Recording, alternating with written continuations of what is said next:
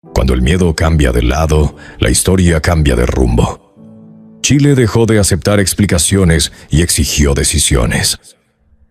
Ahí apareció la irrupción que nadie quiso admitir, una tercera fuerza que no negocia el orden. No es moda, es una consecuencia, y tiene nombre y apellido: Johannes Kaiser. El ascenso no nace de un eslogan afortunado, ni de un golpe de efecto. Nace del cansancio. De la familia que vuelve a casa mirando por el retrovisor, de la pyme que paga sueldos antes de pagarse a sí misma, del contribuyente que no entiende por qué se financia lo inútil mientras lo urgente espera. En ese clima, las frases correctas pierden poder y las frases claras lo recuperan. Kaiser no adornó el mensaje, lo endureció. Y en un país agotado, la dureza empezó a sonar a sinceridad. Hasta ayer muchos lo subestimaban. No llega, decían. Hoy los mismos reconocen que podría estar en segunda vuelta, que su curva no es espuma, sino tendencia. Se equivocan quienes leen ese movimiento solo en claves ideológicas. Lo que crece aquí es una respuesta emocional a años de desorden, privilegios y sermón moral. Es la sensación de que el Estado se volvió un eco lejano, la política un escenario y la ciudadanía un público cautivo que paga la entrada y sale igual de inseguro, igual de pobre, igual de ignorado. ¿Por qué Kaiser sí podría ser presidente? Porque su oferta no compite en el catálogo tradicional. No vende consenso, vende control. No promete una sensibilidad, promete una frontera. Y cuando una sociedad vive con la sensación de pérdida, de autoridad, de respeto, de pertenencia, la promesa que ordena el territorio pesa más que la promesa que decora el lenguaje. Por eso su mensaje no necesita convencer a todos. Necesita activar a los que se sienten invisibles. Si ellos se mueven, el mapa se mueve. Hay además un detalle que los viejos estrategas no ven. El nuevo voto no espera permiso. No pide pauta ni bendición. Circula, comparte, se organiza en chats, en barrios, en trabajos. No tiene jefe de bancada, tiene memoria. Y la memoria de quien se sintió estafado por la política es combustible puro. Kaiser lee ese combustible y le ofrece un vehículo. El de la decisión. Decisión para decir no, para cortar privilegios, para volver a medir el mérito y la ley antes que la consigna. Eso no significa que el camino esté despejado. La pregunta central no es si puede crecer más, sino si puede sostenerse cuando el foco pase del enojo a la ejecución. Gobernar exige equipo, jerarquía, método. Pero el punto más interesante es que el país parece dispuesto a darle el beneficio de la duda a quien al menos parezca dispuesto a decidir. La moderación tibia ya no retiene, el regaño moral ya no persuade. La identidad que encarna Kaiser, orden con orgullo, se volvió una llave. En este terremoto electoral hay señales que ya no admiten negación. La derecha dejó de ser un corredor de una sola pista. Se partió en tres estilos que compiten por el mismo pasajero. El tradicionalismo de Kast, la gobernabilidad clásica de Mattei y la ruptura frontal de Kaiser. En esa competencia quien suena más inevitable no es quien promete menos problemas, sino quien promete resolver los que duelen. Seguridad, migración, corrupción, costo de vida. 4 palabras que hoy pesan más que cualquier tesis. La gente no está pidiendo poesía. Está pidiendo que no le roben la tranquilidad al salir a trabajar, que la fila del consultorio avance, que el que hace trampa pague, que el esfuerzo vuelva a valer.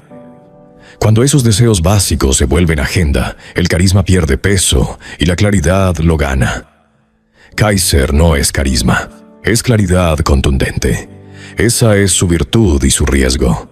Cada palabra traza una línea, y las líneas convocan y también excluyen. Pero en una época de ambigüedad profesional, la línea recta enamora a los cansados. A mitad de camino, vale decirlo sin maquillaje. Lo que viene no es un duelo de jingles, es una disputa por el significado de la palabra autoridad. La izquierda la asoció por años a abuso. Kaiser la devuelve al terreno de la responsabilidad. Sus detractores lo ven como amenaza a la convivencia. Sus seguidores lo ven como reparación del contrato básico. Ley que se cumple, trabajo que rinde, frontera que se respeta. En ese choque, Chile decide algo más que un nombre. Decide qué país quiere ser cuando se apagan las cámaras y solo queda la calle.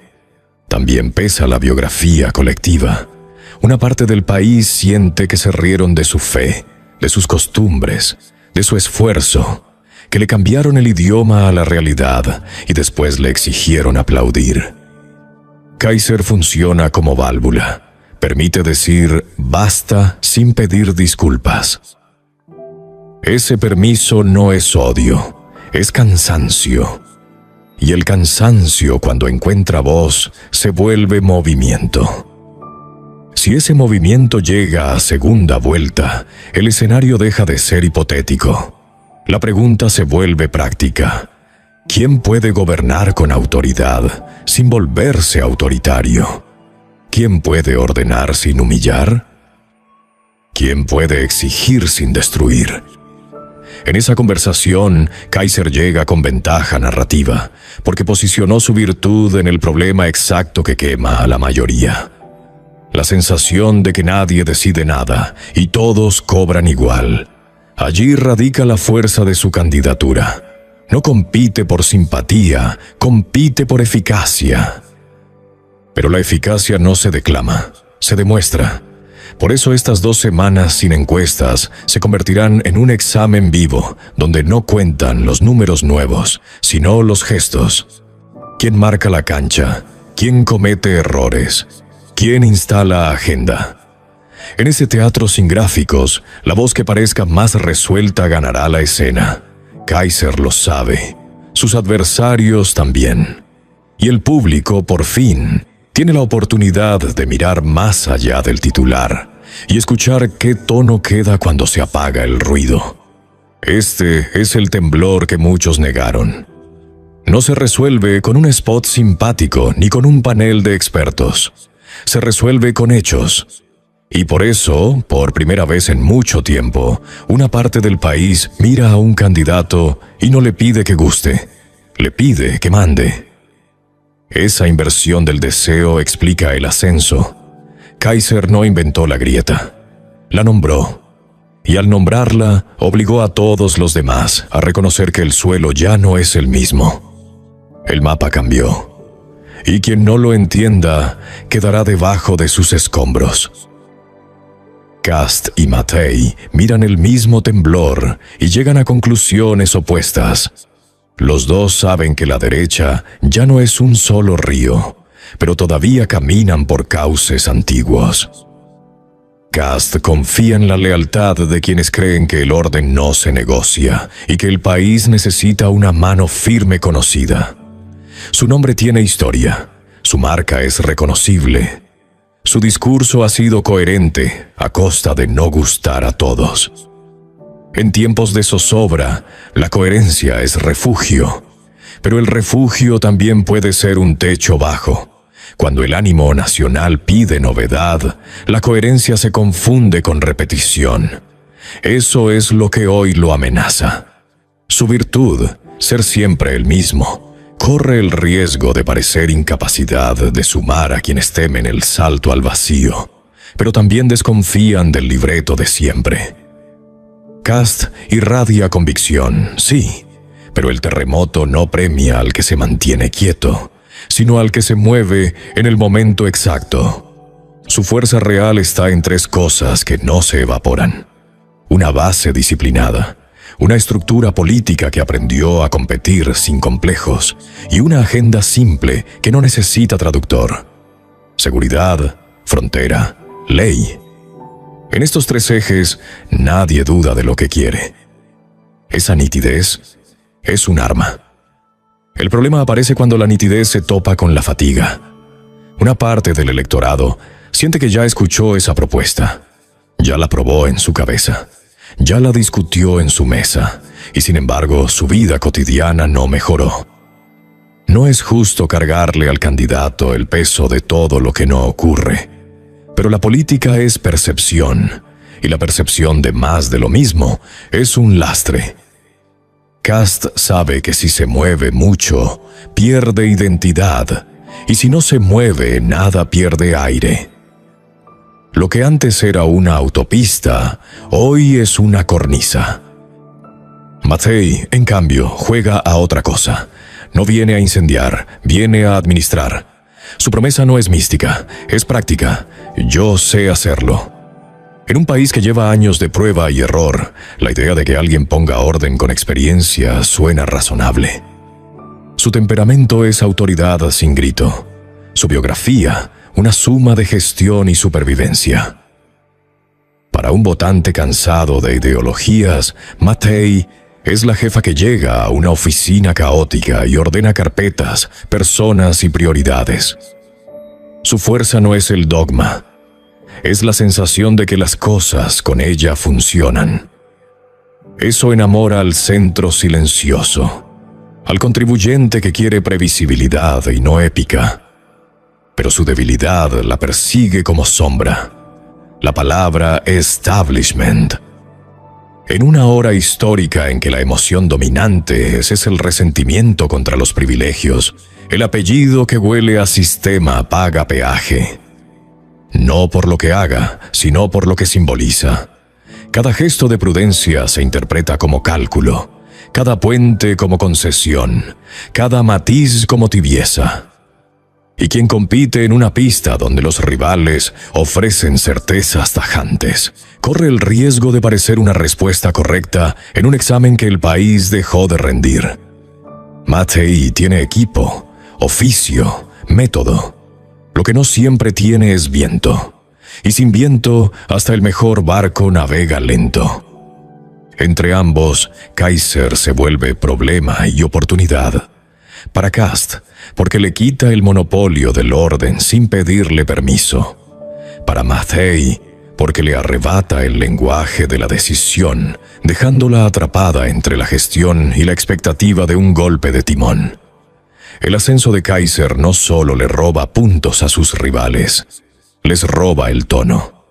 De pronto, el vamos a ver se escucha débil, el ya sabemos se escucha viejo, y el ahora mismo captura el pulso de quienes sienten que 2 semanas son demasiado para esperar. Esa es la gasolina del fenómeno. Una urgencia moral que no dialoga con planes quinquenales. Lo interesante es que los tres hablan, en el fondo, a la misma herida: la pérdida de control. Kast promete recuperarlo construyendo muros. Matej arreglando el edificio. Kaiser expulsando a quienes lo derrumbaron. 3 enfoques de un mismo dolor. La disputa no es técnica, es emocional. ¿Quién te hace sentir que mañana el país será más seguro, más respetado, más gobernable? La respuesta no la decide un comité, la decide el estómago. Y hoy el estómago de Chile no quiere poesía, quiere autoridad. Kast puede crecer si logra que su convicción no parezca intransigencia, si demuestra que aprendió de los límites de sus campañas previas sin renunciar a su identidad. Necesita una prueba reciente de amplitud que no suene a maquillaje. Su reto es convencer a quienes comparten su diagnóstico, pero temen su método. Si no lo hace, verá cómo su base se vuelve suficiente para ser relevante e insuficiente para ser decisiva. El suelo tiembla, y él debe decidir si se queda en el refugio o sale a la calle a dirigir la evacuación. Matej puede despegar si logra que saber hacerlo se traduzca en voy a hacerlo ahora. La experiencia por sí sola ya no es medalla, es obligación.